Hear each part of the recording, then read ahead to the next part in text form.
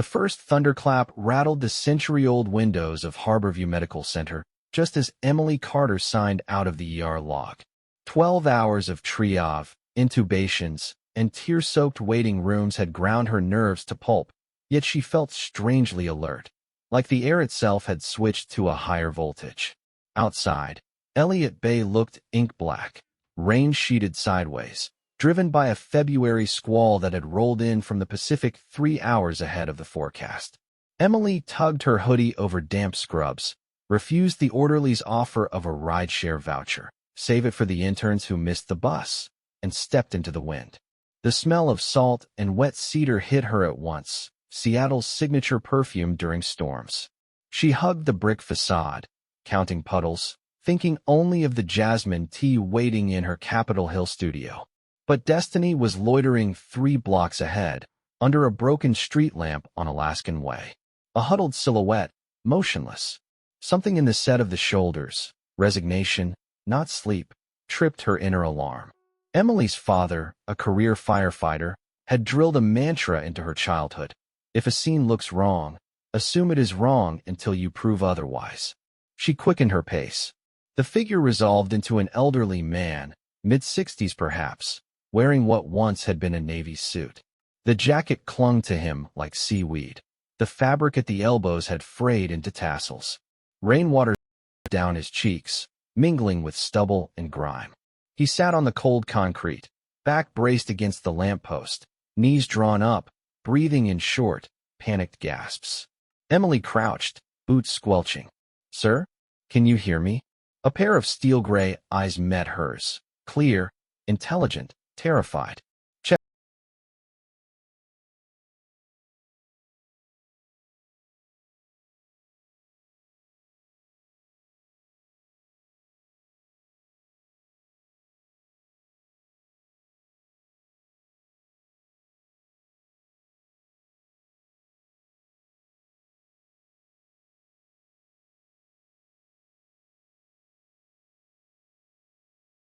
Bamboo. He winced mid-word, pain knifing across his face. She pressed her phone's side button. "Dispatch, this is an off-duty RN. Possible cardiac event, male, approximate 65, under the Alaskan Way Viaduct near Pier 52. While she relayed vitals, Emily shrugged out of her hoodie and draped it over his shoulders. Cars sprayed sheets of water as they passed, but no driver slowed. Seatalites respected personal space, sometimes to a fault. "What's your name?" she asked, keeping her tone calm. "Frank. Williams. Stay with me, Frank. Help is 3 minutes out." Frank's lips twitched. "Didn't expect an angel in purple sneakers. Limited edition Nikes," she quipped, pretending the tremor in her own hands was from the cold, not adrenaline. The ambulance bay glowed sterile, white as medics rushed Frank through sliding doors. Emily followed, hair plastered to her neck, hoodie gone, adrenaline ebbing. A resident she knew, Dr. Samir Patel, looked up from the trauma board. "Carter? You clocked out 6 minutes ago." "Patient followed me home," she said, nodding toward the gurney. Patel smirked, but his eyes warmed. "Grab a dry scrub top before you freeze. I'll page cardiology." Emily stayed long enough to hand off a detailed history, what little she had, and signed consent as Good Samaritan witness. When Frank disappeared into cath lab prep, she finally exhaled. Her watch read 1:27. Tea was a lost cause. She settled for hospital vending machine cocoa and the hum of fluorescent lights. Before leaving, she scribbled her cell number on a sticky note and gave it to the charge nurse. "If Mr. Williams needs anything, translation, a charger, clean socks, call me." "You realize we have social workers for that?" the nurse teased. "Old habits," Emily shrugged, thinking of her firefighter dad again. Never leave a scene half finished. Emily checked the census board at the end of her next night shift. Frank Williams, Kviku, bed 12, condition stable. Curiosity tugged harder than exhaustion. In bed 12, Frank sat propped by pillows, face less ashen, hair combed. A nasal cannula delivered 2 liters of oxygen. Telemetry leads snaked beneath his gown. "Well, if it isn't Nike nurse," he greeted, voice raspy but steady. "And if it isn't my favorite surprise admission, Emily replied.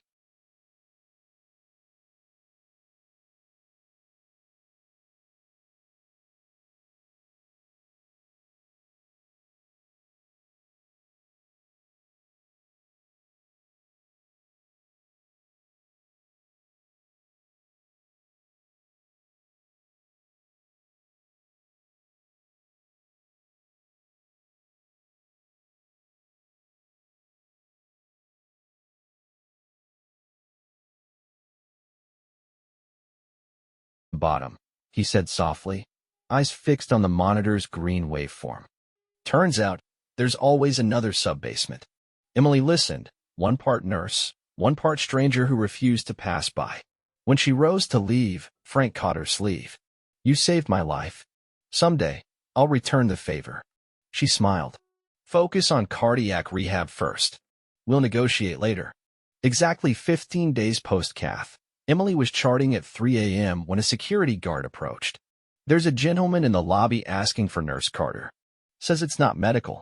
Emily pictured a misplaced delivery or a family member with discharge questions.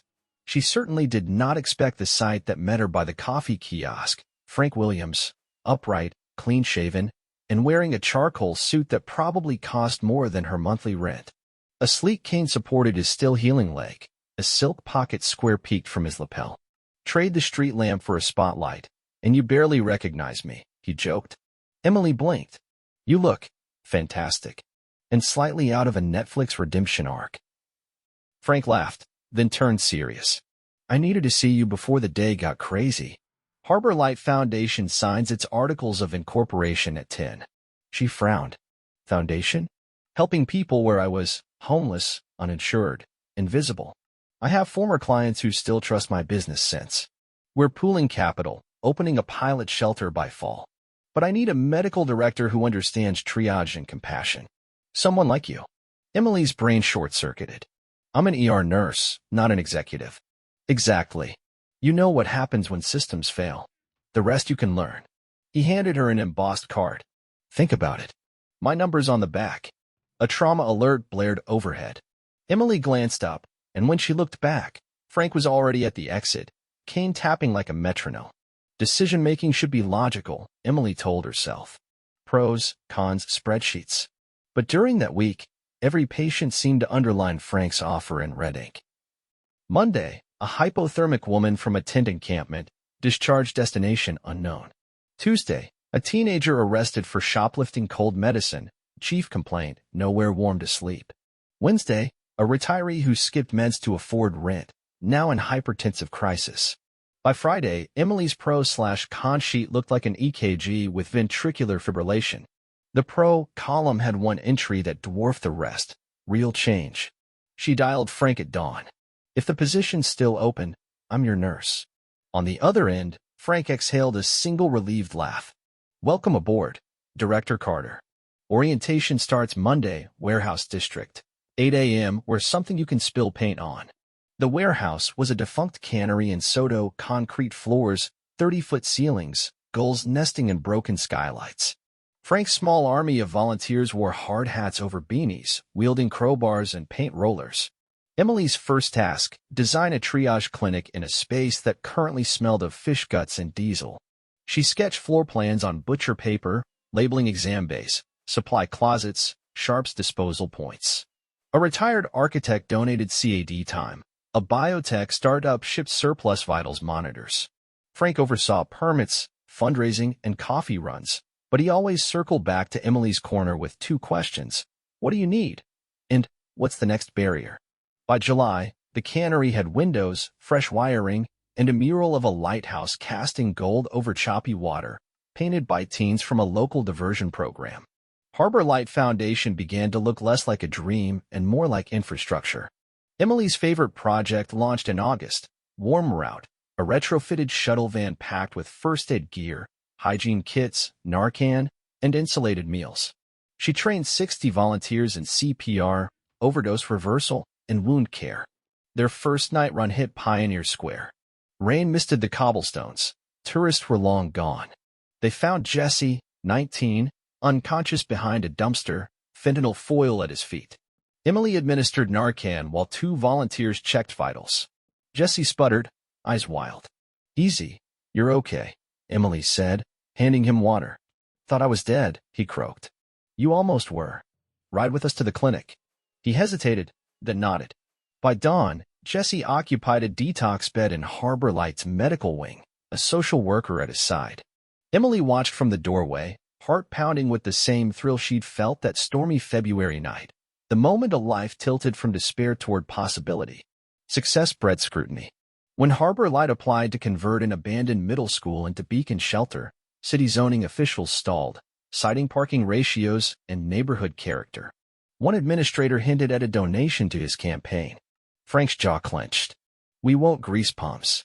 Emily proposed a counterattack, transparency. They invited press to tour the cannery clinic, published financials online, live-streamed warm route rides with patient consent. KOMO News aired a segment titled "Street Medicine with a Heart." Public opinion shifted. Inboxes at City Hall flooded with support emails. 2 weeks later, permits sailed through committee. Emily learned a vital lesson. Sometimes the loudest siren is a camera shutter. Beacon Shelter opened on a windy October afternoon. During the ribbon cutting, Emily noticed a lanky man wrestling with a malfunctioning live-stream tripod. "Need a hand?" she asked. He grinned. "Only if you can reboot a frozen encoder." She could years of troubleshooting hospital monitors. 10 minutes later, the stream resumed, and the man introduced himself. Andrew Mitchell, former Coast Guard IT specialist turned volunteer coder. Over the next months, Andrew rebuilt Harbor Light's donor CRM, installed a clinic-wide Wi-Fi mesh, and accompanied Emily on Warm Route 4 field testing. They debated data privacy ethics over diner milkshakes, swapped playlists during supply runs, and discovered a shared weakness for salted caramel waffles. One rainy night, after a grueling double shift, Andrew drove Emily to Alki Point Lighthouse. The Fraenel lens sent slow arcs of light across the sound. "You spend your life guiding others," he said, voice almost lost to wind. "Let me be your compass when you're tired." Emily, usually quick with quips, found none. She slipped her hand into his instead. "You're too tested Harbor Light's resilience." The clinic's pro bono lawyer suffered burnout and quit. A supply chain glitch left Beacon Shelter without blankets during the coldest week of December. Emily, already stretched thin, developed stress hives. Frank called an emergency staff retreat. 2 hours in the cannery's makeshift cafeteria. Phone silenced, coffee plentiful. "We are not a single hero story," he began. "We're a relay race. Pass the baton when your legs shake." Staffers drafted a rotating on-call calendar. Volunteers crowdsourced 400 blankets in 24 hours. Andrew automated inventory alerts to prevent repeat shortages. Emily, reluctantly, took a 3-day rest at a cabin on Whidbey Island, her first real break in 2 years. She returned with color in her cheeks and a notebook full of fresh ideas. That spring, Harbor Light won a Gates Foundation Innovation Grant. Part of the award covered executive education. Frank handed Emily an envelope. Oxford Social Impact Program. 6 months. All expenses paid. She balked. "Leave now?" "The shelter expansion, the teen clinic." "Will progress," Frank assured. "Leaders grow, or they rust." Andrew echoed him. "We'll hold the fort. Bring us back big brains and fancy tea." Oxford was a revelation of stone cloisters, late-night debates, and punning on the charwal. Emily's cohort included Kenyan water rights lawyers, Brazilian favela organizers, and an Alaskan tribal health advocate. They dissected case studies, coded impact matrices, and closed pubs arguing about ethical AI and nonprofits. On weekends, Emily video chatted with Warm Route teams, advising on wound care protocols. Distance sharpened her strategic vision. Harbor Light needed scalable training, not heroic improvisation. She drafted a digital curriculum, Street Medu, and beta-tested it on her classmates. Feedback was brutal, revisions relentless, but by the program's end, Street Medu could certify volunteers worldwide in basic street medicine. When Emily flew home at Christmas, SeaTac's arrival hall smelled of cinnamon and jet fuel. Frank waited with a sign, "Welcome home, Prof." Andrew held a thermos of jasmine tea, still steaming. Street Medu's launch went viral on TikTok after a Seattle influencer filmed her certification session. Within 6 months, Harbor Light partnered with shelters in Denver, Detroit, and New Orleans. Emily spent mornings on Zoom coaching nurses in different time zones, afternoons on warm route, evenings drafting grant proposals. At the annual National Housing Summit in D.C., she keynoted before 2,000 delegates. Her opening slide showed a grainy photo of a nurse kneeling beside a soaked man under a broken street lamp. "I'm not a disruptor," she began. "I'm a neighbor who refused to walk past." Applause rolled like thunder. Afterward, HUD officials invited Harbor Light to advise on a pilot federal street medicine initiative. 5 years to the day after the storm, Emily stood again on Alaskan Way, this time under clear March skies. Beacon Shelter residents, staff, and volunteers gathered for a candlelight walk honoring those still unsheltered. Frank, cane in hand, lit the first candle. Andrew, now her fiancé, lit the second. Emily addressed the crowd. Light travels farther than sound. Someone in the dark may never hear our speeches, but they'll see our candles. She raised her flame. Hundreds followed, a river of flickering gold moving north along the pier. Tourists paused, cameras flashed, but the procession stayed silent, respect for stories untold. At Pier 52, Emily placed her candle at the base of the same lamp post where she'd found Frank. City workers had fixed the bulb years ago. Now it glowed steady, not brilliant, but constant. She whispered a private promise to keep it company. The Museum of History and Industry opened an exhibit titled Seattle's Second Responders. Centerpiece, a 6-foot print of that iconic storm night photo. The caption read, February 7th, 2020, a nurse kneels beside a stranger and a city's heart beats brighter. On opening day, a class of 5th graders clustered beneath the image. One girl raised her hand. Did the nurse know the man would start a foundation? The docent smiled. She knew only that he was human and hurting. Everything else grew from that moment. Behind the group, Emily Carter, visitor badge tucked into her coat, squeezed Andrew's hand. Frank stood beside them, eyes misty. Ready for chapter 6? Andrew murmured. Emily nodded, gaze fixed on the luminous photograph.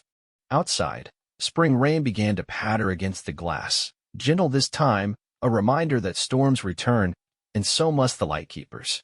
That's the end of our story. We hope you enjoyed it. Don't forget to subscribe and leave a comment.